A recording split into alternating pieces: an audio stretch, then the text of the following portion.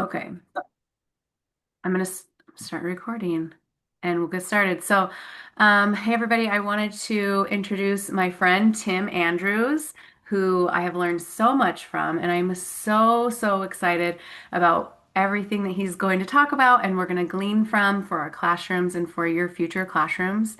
Um, and I shared your questions with Tim, and he's got a wealth of knowledge. If you want to just explain a little bit about what you do so they can get a better idea. Yeah, so I've been working in preschools since 1997.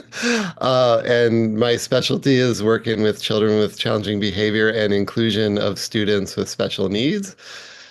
These days, I coach 5 classrooms on inclusion strategies and support them with any challenging behavior that might arise. And that's what I've been doing for almost 30 years now. So, Yeah, it's amazing. And to dive right in there, I just remember when you came in my classroom and you were so hands-on and like there were so many times where I thought I didn't know I could like do that. Like I didn't yeah, know I could like I remember that child on the slide. I think he had a device and we Yes. were prompting him for social and it was really cool. Yeah. Yeah. Yeah, it was that was so cool. That was kind of groundbreaking for me. And also I loved how much that you taught me to show friendship for these kids, like with typical learners and integrate them in that way so that they would create real friendships. And I still do in my kindergarten class this year, a couple of times I've already done like pick a stick. Oh, this is your friend today for 10 minutes. Let's go see what we can do. If you have an inclusionary early childhood classroom with kids with and without special needs, a core component of inclusion is frequent, planned, and supported interactions between kids with and without disabilities. So, frequent, they happen a lot. They happen enough to sort of nudge the social trajectory of our students. They're planned. So we look at our routines throughout the day and we go, where can we intentionally connect kids? Can kids pass out materials? Can kids collect materials? Can kids give transition warnings? All those things we do for kids, we ask, can they do it instead?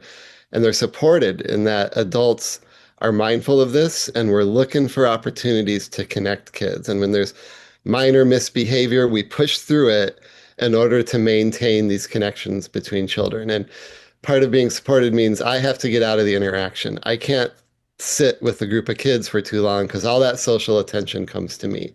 And so, yes, I sit and I build relationships, but I got to get up and out to make sure that they're connecting with each other. So, Yeah, you're yeah. kind of just showing around, hey, this is what you're gonna do, and then I'm gonna sneak away while you Hmm. kind of make magic. We call it the boogie. We get in and we get out. I love it. I love it.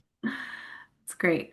Well, we can go ahead and jump into some of these questions if Yeah, you're let's do it. great. I'm gonna give you full reign for this, and I'll comment and jump in when I'm needed. But I really want to take this time to learn from you, and we are so lucky, everybody. I'm telling you now.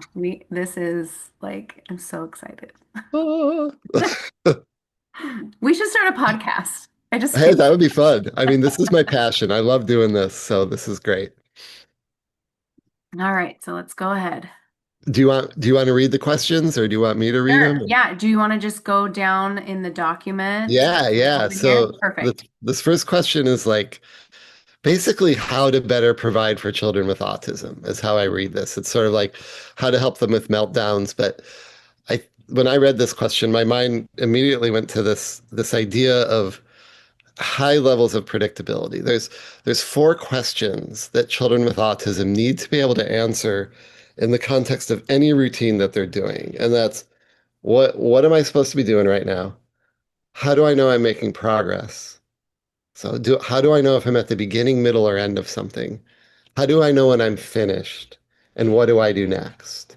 And Okay. we need to think that in terms of multiple levels, right? You have your day with these routines during the day. How do I know I'm making progress with the day? You have a daily schedule and you review it. And we call this routines to the third power. So that's our first level of routines. The second level is sort of like circle time is a routine. And then we have these sequences in circle time that we do. We might do song choice or calendar, whatever weather, whatever we're doing there. And we do that in the same order every single day, right? If we're doing different things at large group time and it's not predictable, those children can't answer that question of how do I know I'm making progress? Am I at the beginning, middle, or end of this thing, right?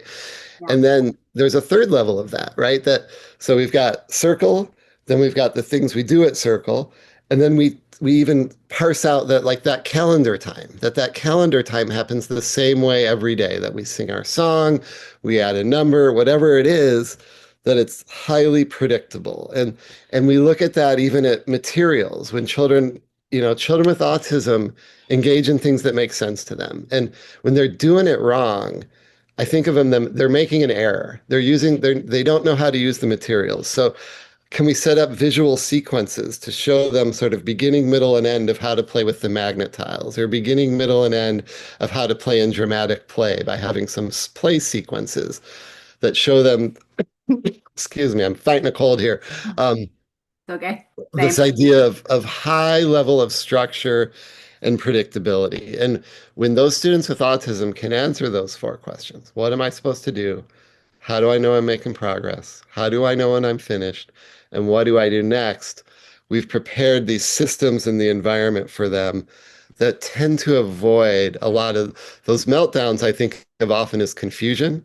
I don't know what I'm supposed to be doing. I don't know what they want me to do. And so we try to make our environments really pristine and clear.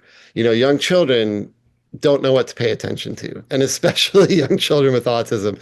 And if we're not preparing our environments in a way that is pristine so that we teach them this is what we want you to pay attention to, if we have a bunch of our stuff on our walls, they're going to pay attention to the wrong thing. We want to make it really clear about what we want them to pay attention to. So that's where my mind goes with that question around supporting students with autism. And then, there's this question about like having them stay in a safe space. I also think about like if we have a calm down area in our classroom, have we taught it? Have we taught kids how to use the tools in that calm down area? Have we brought it to large group and looked at some of those materials? Because telling a kid to go calm down without any instruction about how to use those things isn't going to be effective. So, and to not use that space as a like punishment space, but truly as a Right. get yourself together space, and that we might have to help them. We might have to be in there and co-regulate. If kids do flip their lids, my only goal is to calm them down. I'm not worried about reinforcing behavior. I'm not worried about paying attention is going to make it worse. My only goal is to be a regulator for them and to help them relax. These children don't know how to relax a lot of the times, and we got to teach them. We got to help them learn to do that. So, yeah. I do have a comment. So, I love so much that that's the direction you went with your recommendation on to help these children, because so often, and this is just my little hill I'm on here, so often we get comments like, "That's not my job," Mm, and "That's the parent's job," mm, and things like that, and it literally like breaks my heart in half. Now, however, Washington State, we do TSG or walk kids hmm with our grading, and there's an entire chunk, everybody, on social emotional learning. That is our job. Our job is to help these children learn how to regulate. So, just an example, I have a little guy in my classroom that is not diagnosed with autism. However, he does show some signs of what I have seen in children that are diagnosed. And so the other day, I did not do the things that I know that I should have done. See here, and I'm not, we all make mistakes, we all but screw up. we all screw up. And I thought, let's do this activity willy-nilly in a whole group. He needed extra support. I don't have extra support at that time, but I thought, you're fine. You'll be fine. Just sit next to me. You'll be fine. While I'm trying to navigate everybody else to draw this jack-o'-lantern. It didn't work out the way that I was hoping. Now, which is unfortunate because I had this idea, I had this plan, it broke because was not following our typical plan Yeah. slideshow, but then also broken down. And this is what we do. We did, Mrs. Duvall, we didn't count to 100. They'll It's tell on, you. it's on there. We didn't Yeah. count to 100. And so I love so much that you brought that up because those steps will make or break you. And one of our mantras is planned and systematic. We try not to do things on a whim. If there's something one of the teachers I coach wants to do, be like, that's great. Let's talk about it and make a plan. Yes. Let's not just do it on a whim because it'll probably not go so well. It doesn't. Sometimes you'll be like, wow, that was a miracle, and maybe it will work, but that's Right. super rare. Yeah. And why set yourself up knowing or thinking this could possibly happen? And are And we willing? we're in these environments where we're trying to support all children. It does not harm any child by being planned and systematic, right? It does not harm any child by not doing things on a whim. And it might harm a child by doing things on a whim. So we might say, like, well, why should I do it for that child? We're implementing practices for everybody. Nobody's hurt. But the question is not, is Tim ready for the school? Right? The question Yeah. is the school ready for Tim? And so we do these practices in order to support everyone that walks through our door. And this woman, Donna Beagle, who speaks on poverty in and around Portland, says like saying it's not your job is just an excuse not to help.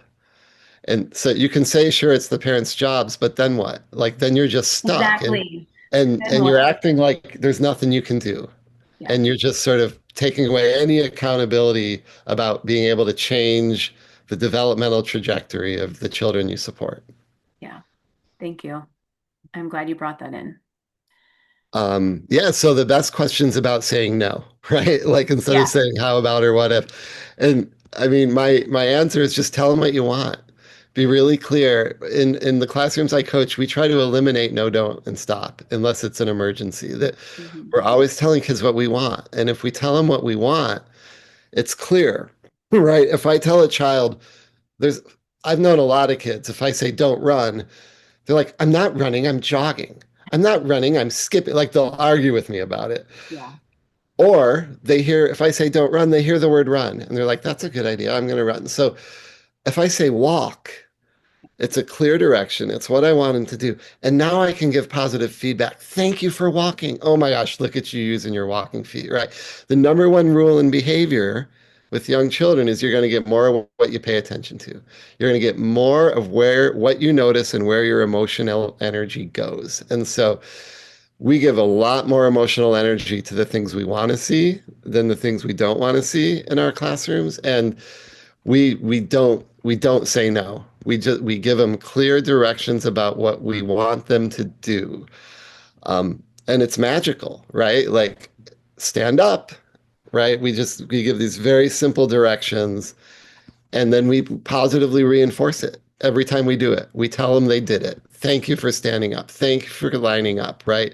We're constantly noticing the things they do when we ask them to do it, and we're letting them know that they did it and that we value it because that's where we want our attention to go.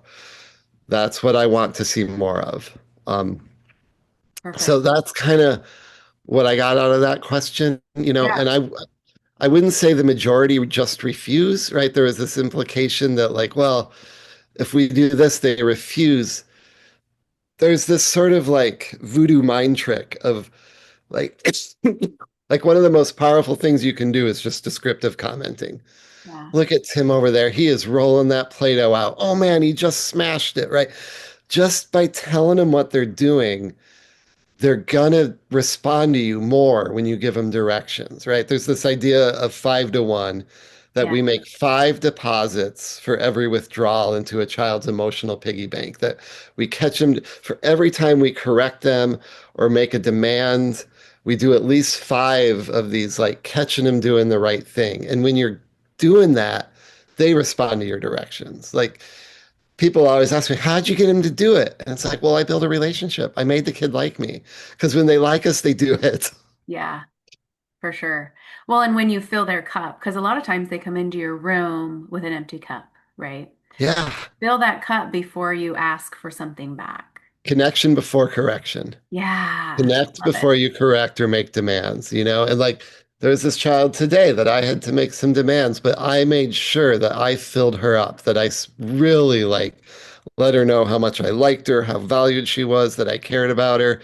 And then when it was time and I had to be like, sit, she sat right down and just smiled at me. Like it wasn't an intense withdrawal because I had built her up and she knows that I've made like emotional deposits into her piggy bank. Yeah, I love that. I remember that visual of with the piggy bank. I loved that because it really helped me remember. And we had signs up in the classroom. Oh, have you deposited? Have you Yeah. deposited? Yeah. This next question is about handling a student who likes to run out of the classroom throughout the day and still make them educational. I struggle with the word likes. I don't think they like to run out of the classroom. I think they like the response or they're confused. Like what happens before they run out of the classroom? Is there a demand they don't like? Are they confused about what they're supposed to be doing? And the running out of the classroom, we want to try to change the context that predicts running out of the classroom to sort of prevent that from happening. I There was a child just today. I was hanging out on the playground and this girl stands all by herself, kind of scared. And the teachers were like, "Oh yeah, she just likes to stand there." I'm like, "She doesn't like to stand there. She's scared and she doesn't know how to interact." And so she's just standing there. Within about 5 minutes, I had her playing with all these kids. And they're like, "How did you do it?" And I'm like, "I just like I played with her and then I got other kids to play with her." Right. And so avoid saying that they like to run out of the classroom. Try to be clear in your sort of descriptions of behavior. When this happens, the child runs out of the classroom and adults respond this way, right? That's a way we can understand behavior, that there's something that predicts it. There's a behavior, and then adults are doing something that's reinforcing it, likely. And so think about prevention. How can you prevent that child from bolting? Is it they're trying to avoid a task? Is it that they didn't like they're trying to prolong something they like? Is it that they're trying to get attention because they haven't had 5 to 1 and they haven't had an adult? Like so uh, there's so many layers to that question. I don't know. Does that make sense? Yes, it does. It makes a lot of sense because I think just and really just rephrasing how we are saying things or interpreting things. This kid likes to run, and it's not, what are we doing? I like how you said, well, what's happening before? Hmm. What's the adult doing? And I think that is what brings in the importance of really collecting all of that data that we need to collect before, what happened before, what happened during, and what's going to happen after, instead of just assuming, well, they just don't like to be in here or they don't, and which is, and I understand that. Like if you don't know, because sometimes they come in hot. Yeah. Yeah. And they may not like to be in there, but then the question is why, Hmm. right? Can you embed preferences? Do you know what this child loves? Like, I asked the kid the other day what he loved.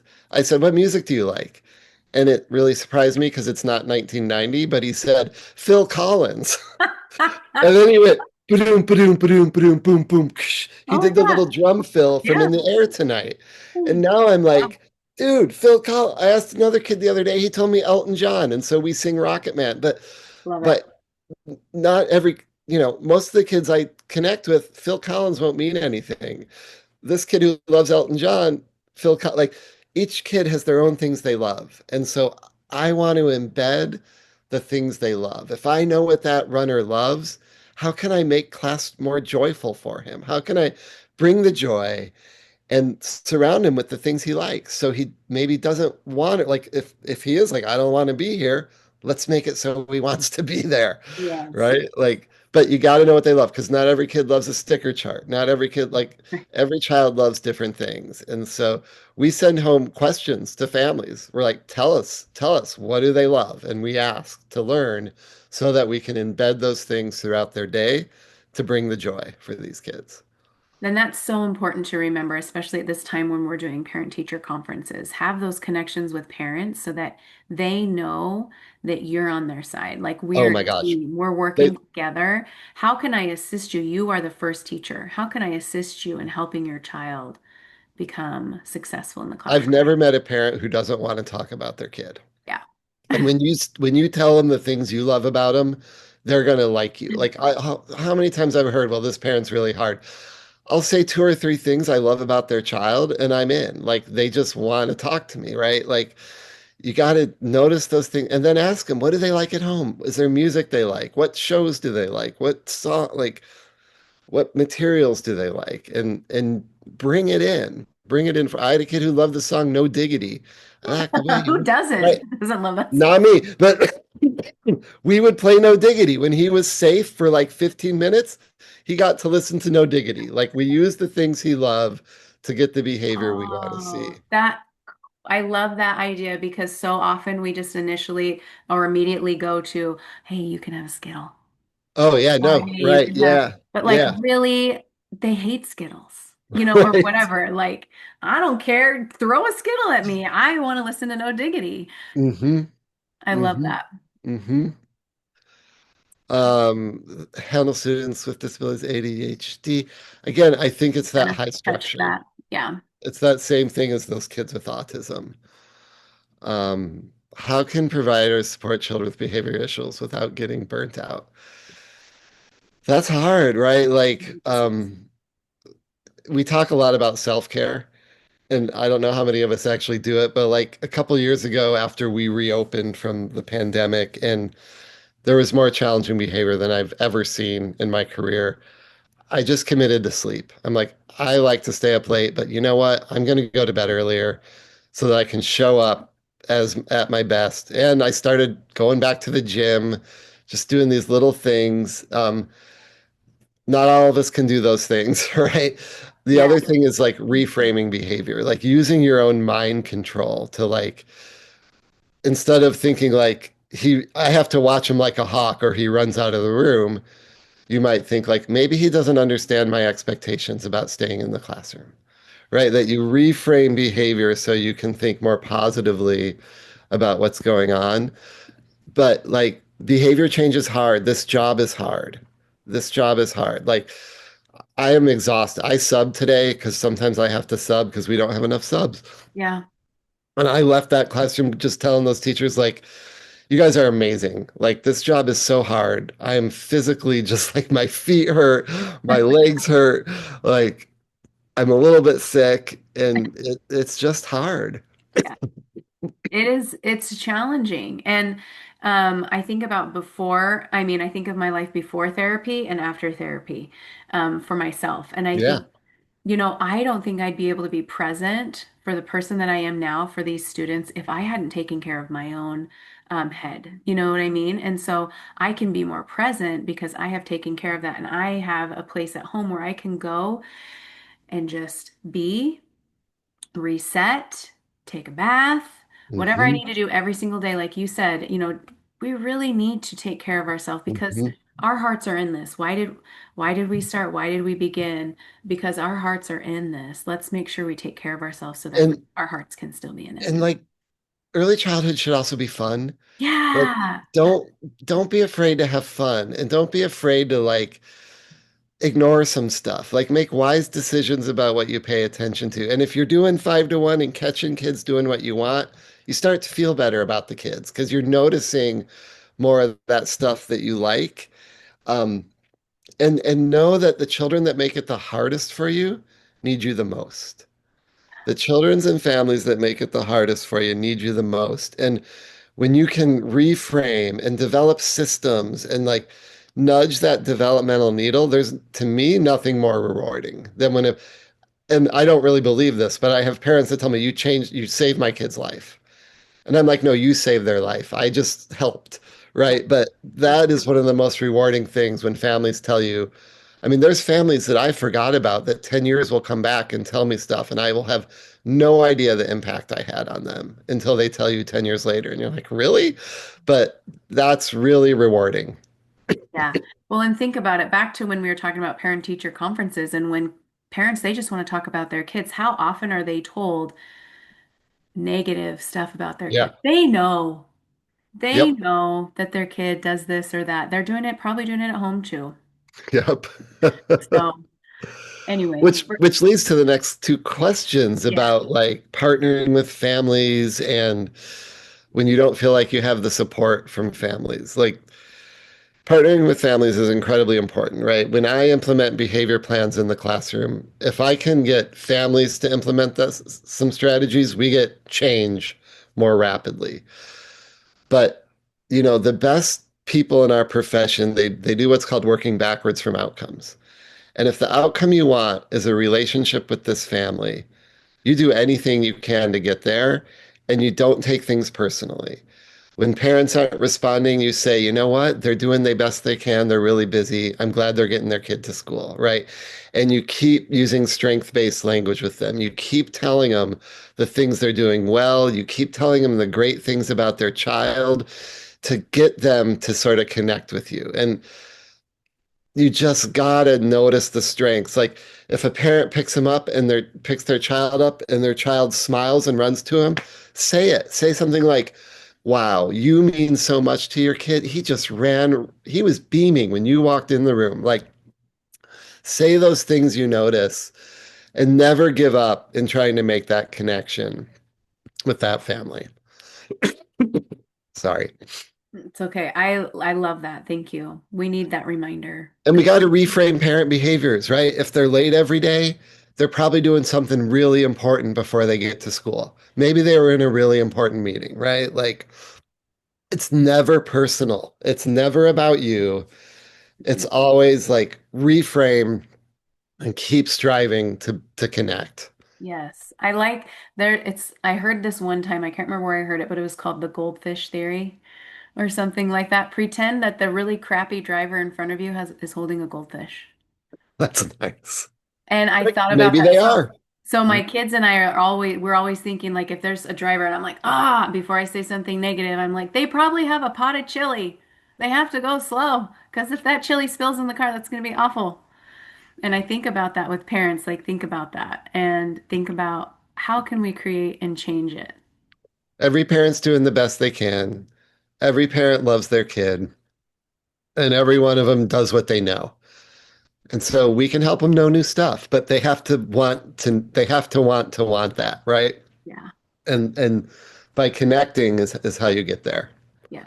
I had the thing warning come up saying I have 10 minutes left. Oh I don't know boy. if you saw Okay. that. We can like stop and start over or how Let's are you see if what feeling? we can get through here. Okay.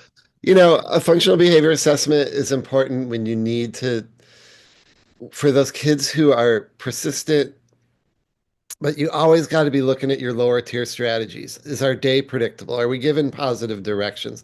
Am I teaching kids emotional words? Am I teaching them how to express emotions? Am I teaching them how to solve problems? Am I teaching them how to be friends, right? We got to look at all that lower tier stuff. The functional behavior assessments are hard and they're rigorous and they take a lot of time.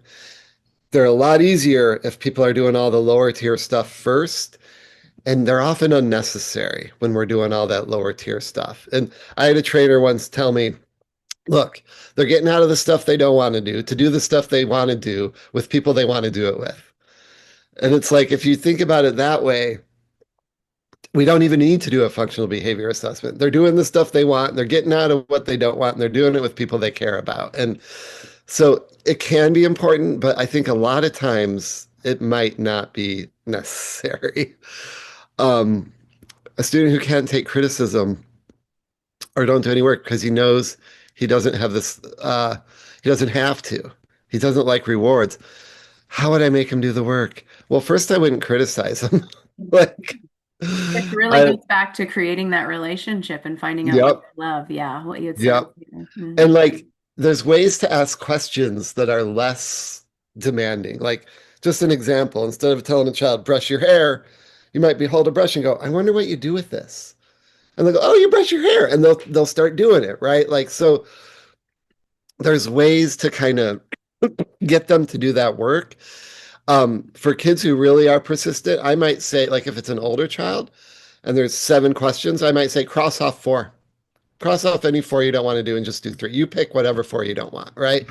And then in a few weeks, I might say cross off 3, right? But I might give them the like, we got to go with the give before the ask. We got to give before we ask. So we got to fill before we make those demands from kids. How do you know if you build a good relationship? They respond to you, right? They're happy when they see you. It's so rewarding when I go in these classrooms and they're like, "Teacher Tim," right? Like, I do that when I they, see you. yeah, right.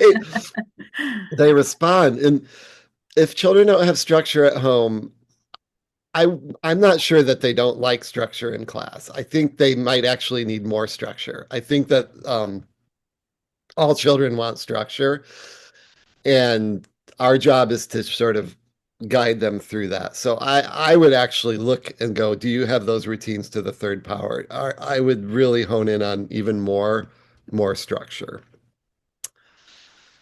Oh man, how can a child's behavior reflect on when they're an adult? The best predictor of reading by grade 3 is having a friend when you're 4 years old. The best predictor of academic outcomes is having a friend when you are young. One of the worst predictors for long-term outcomes for people are not having friends in preschool. That leads to incarceration. It leads to a whole bunch of problems, right? And so we got to be connecting kids. We got to like be careful of how we're correcting behavior so that we're not sending messages to other children that that child shouldn't be played with. We can't say things like, "Well, just walk away if he hurts you." Like we have to have that those other kids have to hear us saying good things about that child. We have to want them to be with them, right? And so that child who's being isolated, I'm going to have him pass out the things that his friends love. And he is just going to give to his friends. So his friends are start going to stay like, he gives me stuff. He's cool. I like him, right? And so it is so impactful. And the best thing you can do is create friendships in early childhood. It's the best thing you can do. That last question, how do if a child's struggling, look at the conditions. What predicts the behavior? What does the behavior look like? How do people respond? And try to change those conditions. Yeah, I like that. Think before, what happened before, what's happening now, what are we going to do? Are they confused? Are they escaping demands? Are they trying to obtain things? Teach them how to ask. Teach them how to say, "Hey, can I have it?" And wait with their hand out, right? Give them, and that's another reason we connect kids, right? Kids share trash before treasures. Kids are going to share pencils and markers and crayons before they share their favorite car. But if we give them a lot of opportunities to share those trash, pretty soon they share their treasures. But they got to practice that sharing muscle. They got to give stuff to their friends that they don't care as much about. Yeah, a daily at the beginning of the year, we play you share I share, which I'm pretty Nice. sure yes, you taught me that. You share I Nice. share. Oh, look, you get it right back. You share I share. You share That's I right. You get it right. share. So here's what I think, play this for folks and see what kind of questions they come back with. Yes, that is my goal. So our my goal is to watch, have them watch, and then they need to come up with more questions. Yeah, So and we can do this and what they again. learned. Yeah, we can do this Awesome. again. Perfect. Thank you so much. I don't want it to like just cut us off. I'm not sure how much time we've. Oh, Yeah, you're one welcome. minute. I promised I'd put my kid to bed in a little bit. So, Perfect. I just want to make sure I say goodbye before it cuts me off. So, yeah, thank you for doing this, Amy. It's really fun. yeah, thank you so much. My And and share my email address, teachertimandrews at gmail.com. Any of those, don't hesitate to email me. awesome. Anybody. Awesome. Thank you. I will make sure I share that and I wish you the best of luck and tell your wife I said thanks I will, Amy. for Thank letting me you. take the Let's talk time. again. All right. Okay. Bye. Bye.